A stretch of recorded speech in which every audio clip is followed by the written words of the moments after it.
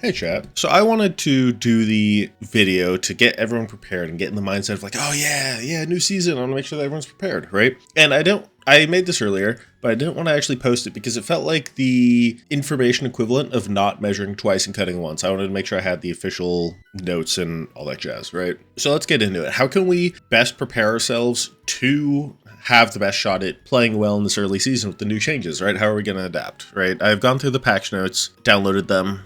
I put them into a PDF editor, literally, and I want to break some down, right? First big thing, role quests. These are going to be huge, right?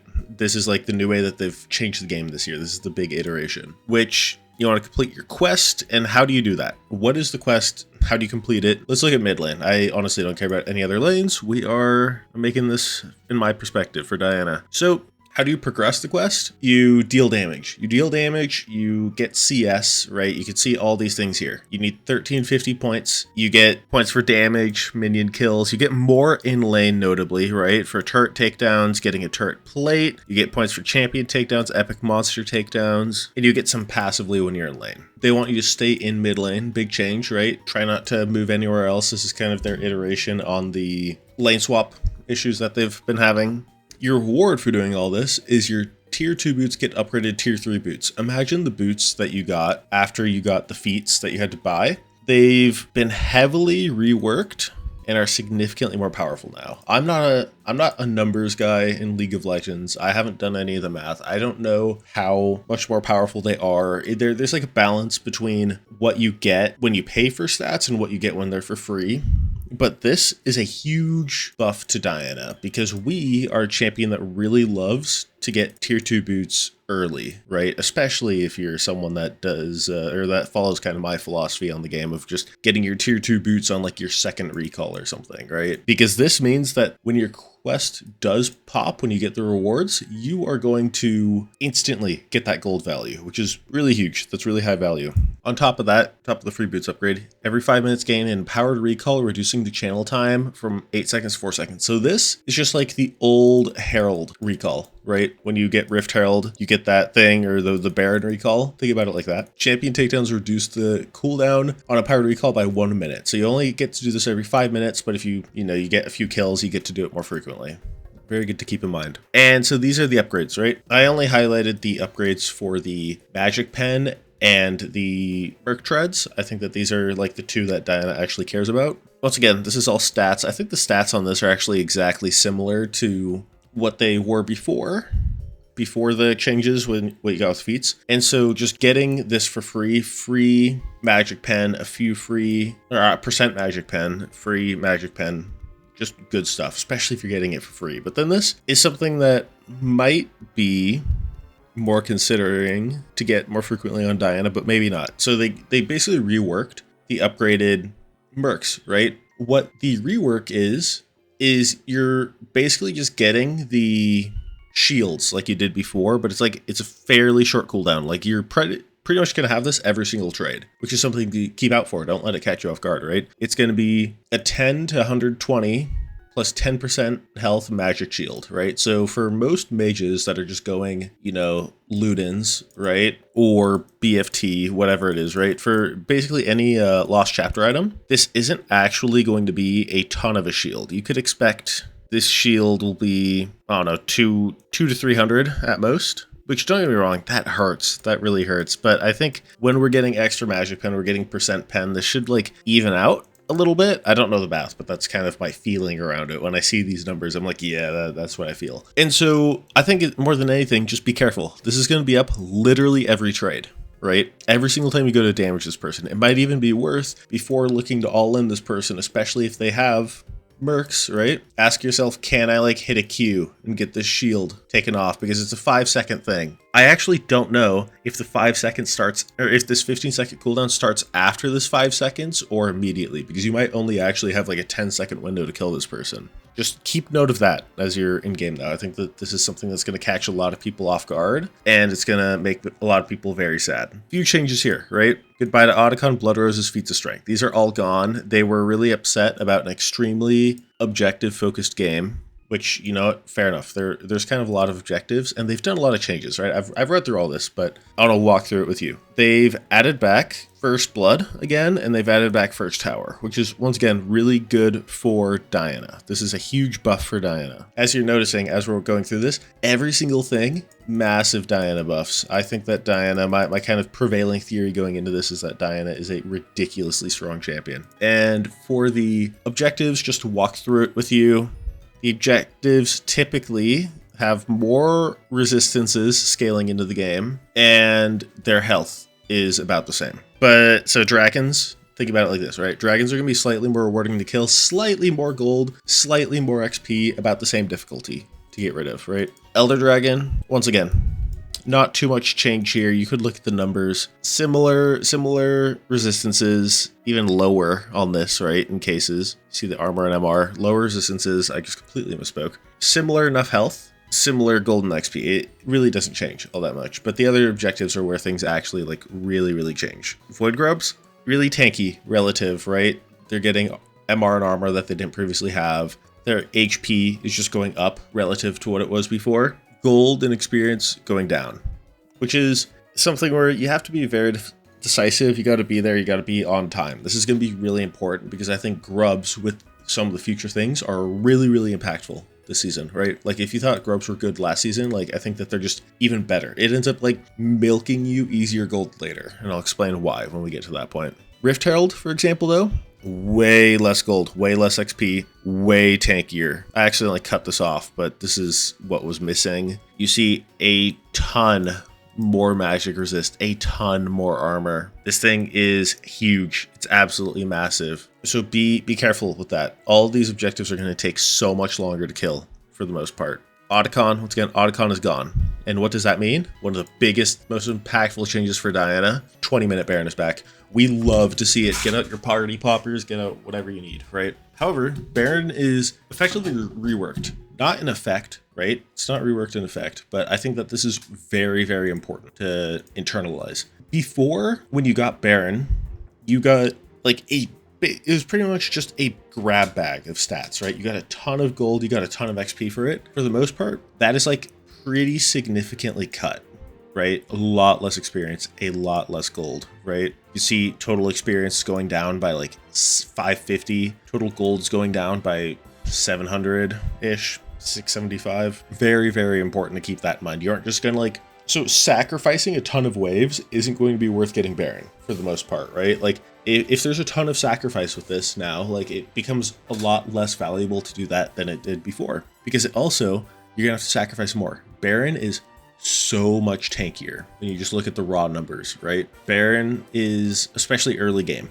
a lot more HP. It scales like a similar thing later into the game, right? But then its armor and magic resist go through the roof compared to what it was before, right? Magic resist is about the same in spawn. It just gets tankier and tankier, and armor slightly less, but once again, as it goes on, very tanky. And so what does this mean for objectives? How did Riot actually like end up balancing this? It means that you have to be very intentional. Strong for those that want to end game earlier, but have to play better with it, right? You have to really utilize that Baron buff. You don't just get the stats. You don't get the huge resource dump that it used to be. It's like, oh yeah, I, give 2 waves on bot lane or something. We take Baron and then we just get a ton of stats. We make it back and then we don't even necessarily need to use the Baron buff. Like obviously we want to, right? But like it ends up just being a very good like value proposition. But now objectives overall, including Baron to the like most extreme degree, they are a lot harder to kill, they take longer, and they have less tangible of a gold and XP reward, right? You get less kind of across the board. Once again, I'm still going to say that this is a Diana buff, because this is kind of like a surviving thing, right? What happens if you start gating, right? Because what this is a gate. What happens when you start gating the champions that could actually do this effectively? Because every champion that does less Baron damage than the top tier ones, less objective damage, they get knocked out. This is the difference of a few more auto attacks for Diana, 2 or 3 more passive procs, right? What happens to a champion where this is, an extra 15 more ability costs, right? So Diana is going to be very key. She's a survivor of this change, in my opinion. So once again, be aware of this, right? Be aware, because I don't know how things are going to play out, right? I only know what I'm viewing on these stats, and I just want to make sure that we aren't like caught off guard. Right here, just little small change I wrote in. It was actually right here, got cut off. There's no more corrupted buffs after Baron. Don't look for it. You're going to have to fight your team for the blue buff, which on Diana, we really want that blue buff, especially in the mid game, right? Fight your team for it. Don't give it to your ADC. Don't give it to your tank. You need to take it. This, Phalanx and Vision Changes, this is really important. Let me sum it up, right? You've basically got these areas where when you put down a ward, you're going to get a bigger radius around the ward when you put it in this specific area. It's very noticeable when you're in game. It's a little place with mushrooms on it. And it reveals bonus vision for 45 seconds, which is a huge vision, right? It's basically, these areas give big wards. You want to really contest and really keep your opponent's wards out of here. It's only visible to your team. If you put it there, if you have the ward there, your entire team gets it, but the enemy team doesn't. But if the enemy team has a ward there, it goes the opposite way. They have vision and you don't, right? It can see where the brush is, right? Into brushes in that big vision, so there's no like hiding from it, right? And enemies will know they're in the bonus region as long as they have a detector or sweeper effect going on. Or the ward is ping tracked, right? So just be careful. Don't think that there's no counterplay to it, but you have to be really careful with this kind of thing. And there can only be one ward at a time. You aren't going to see 50 wards stacked on this, which once again, really important. Not worth, dumping your 2 yellow wards and your control ward on this area. Keep that in mind, because you need to have a sweeper up. You need to kind of figure out where these vision pockets are. Just do a bit of trial and error, go into practice tool or something, figure out exactly where these things are, and make sure that you aren't getting caught out sitting in a bush that you would normally sit in for a flank or something, and then, they know exactly where you are, right? So there is counterplay, but also be careful that they have this counterplay back into you, right? What are the other vision changes? These are really important. You're going to have more wards. Wards have a shorter cooldown. Your Oracle lens is going to last longer, and there's going to be more Scryer blooms, right? Vision is going to be everywhere. So be careful about that, right? Especially as, we're playing Diana, we're playing someone who's relying on the flanks, we're relying on the, the assassination, right? You want to make sure that you are keeping out of vision best you can. And so really try to figure out how am I going to adjust this. I'll probably make a video about adjusting this later, but that's okay. Homeguards, another huge change. Basically, it's just faster moving around the map. Homeguards now has no like set endpoint necessarily, right? You just go to the furthest tower, basically, right? So before your Homeguards would dwindle off around the time you get to your inhib or whatever from your base. You just keep going until you get to the outermost living turret in a lane, right? So you're just gonna be running there, and it's also fast. Before 14 minutes, 80% move speed down to 40%. You're just gonna be a 40% move speed boost. After 14 minutes, 150% bonus down to 65% bonus. Like, you're just going to be everywhere, right? And what is this?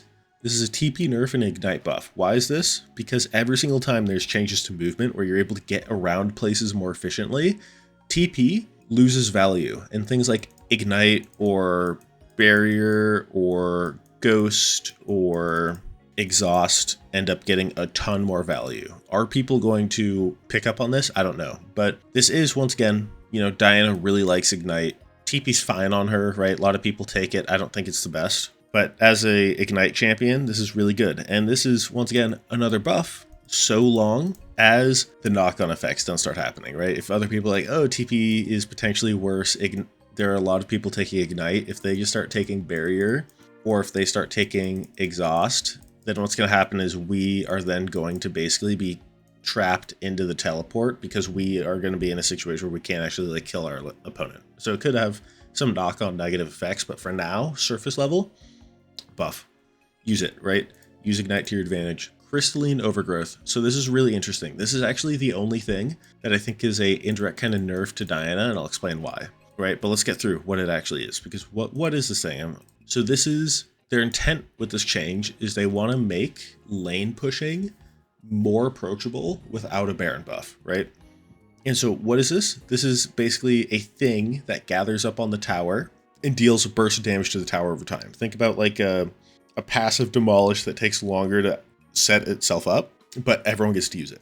And so the damage is based on level. It starts appearing after 90 seconds of the tower not being touched, and it scales damage for another 240 seconds at that point. There are a few things to keep in note here, right? It does not activate when backdooring. So you could see it on the towers back there, and then you could be like, oh, I'm gonna go kill this tower really quick. If you don't have the minions there, it's not gonna work, so don't even try, right? And it will not activate mid-push or while you're already hitting the tower. It'll just roll itself over, right? It does later into the game potentially a ton of damage. It does up to practically 19% of the tower's whole health bar. That means that there's a few other things, right? There's a demolish change. Demolish is different, less damage, easier to proc, shorter cooldown. We, as Diana players, don't necessarily care. I know that there's a few Diana players that like going demolish, but whatever.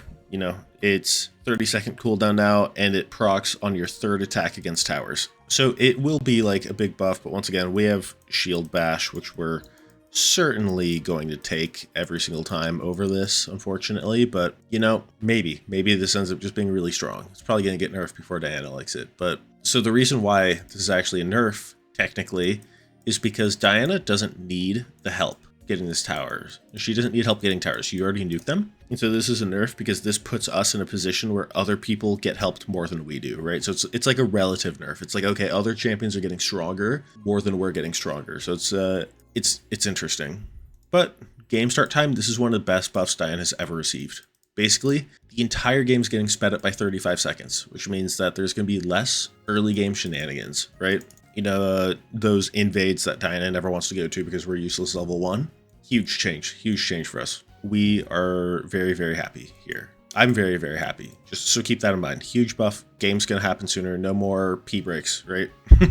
Get yourself together. Turrets. A few changes here. This is changes to tower damage. Before they used to take less damage from minions and ranged champs. Now they just inverted it. Now it just has a default amount of thing, or a default amount of damage it takes, and then melee champions do more, right? So it just about evens out here. But there's a ton of other turret changes down here, right? Outer turrets. You know, these are the turrets that you're going to be hitting when you're in lane. Once again, we get first turret gold back. The plates are permanent.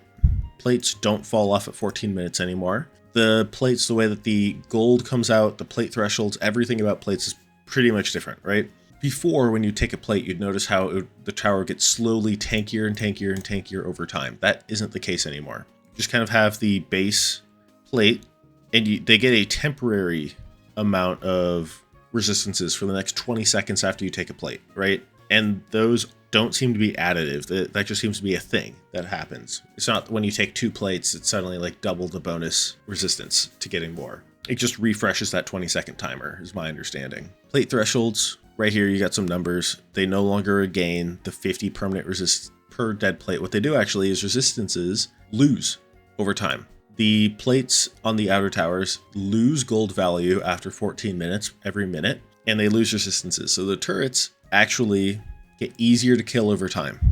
So keep that in mind. The longer it goes on, the easier they are to kill.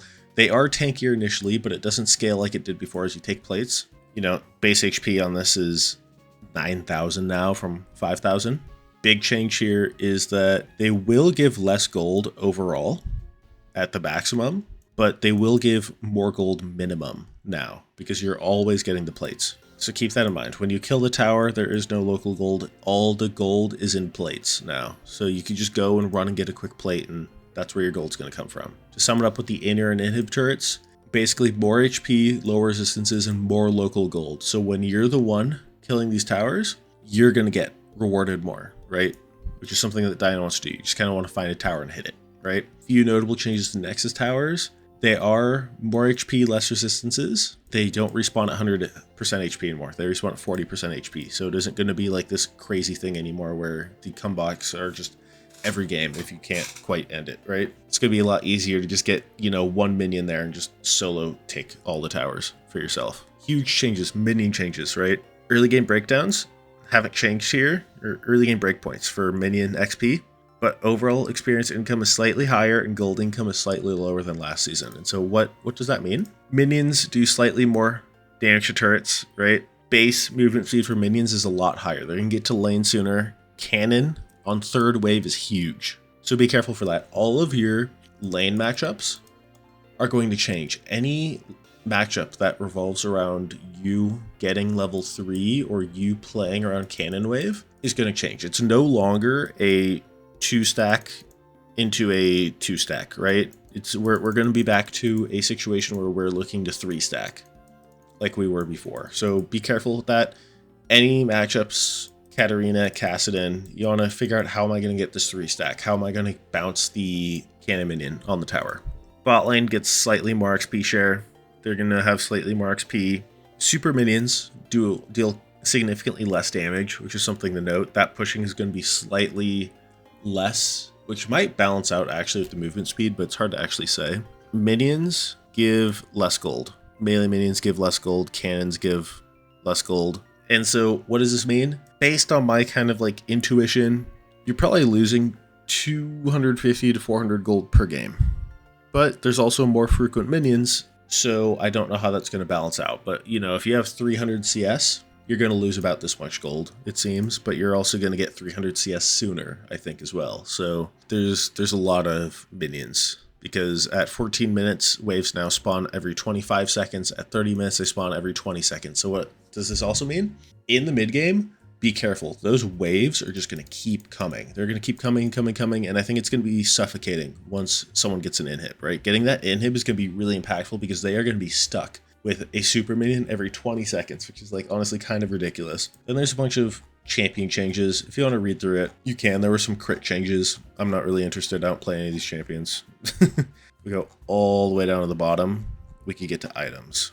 I'll get to Dusk and Dawn in 1 second. That's a really important one, but honestly, this one I'm kind of excited about. I'm sure someone's going to cook with this. There's someone going to be building Rylai's Fanfare on Bandlepipes. It's a support item, 2,000 gold, bit of resistances, Kindle Gem, ability haste, maybe something there, but then this Fanfare thing is really funny. Slowing or immobilizing an enemy champion grants Fanfare for 8 seconds. Fanfare grants 20 move speed while you have Fanfare. Nearby allies, including yourself, gain 30% attack speed. So if you... I don't know if this works on like red buff necessarily, but if you ult people, you're going to get 8 seconds of move speed and 8 seconds of attack speed, which for a cheap item might be funny. There's a world where you go Rylai's into Fanfare if you're just Bandlepipes, right? Rylai's into Bandlepipes and you just have, you know, this is 4,600 gold. You have a ton of HP, ton of resistances, and you're just kind of permanently giving yourself bonus attack speed and move speed. I think that this is potentially a better combo than going Rylai's with Cosmic. If you wanted to try to stick to someone, this might just be funnier. Once again, is this going to be good? I don't know. I don't think many of these items are good on Diana. Nothing really changes here. But what does change is there is one new item. One new item. Which changes a lot. Dusk and Dawn. Let me play this clip really quick before we get into it. This is from Riot and Step. Item. I do want to, I don't know if I'll have time exactly, but before the season ships, but I want to enable lane fighter Diana. There's some problems with that, like for example, mana.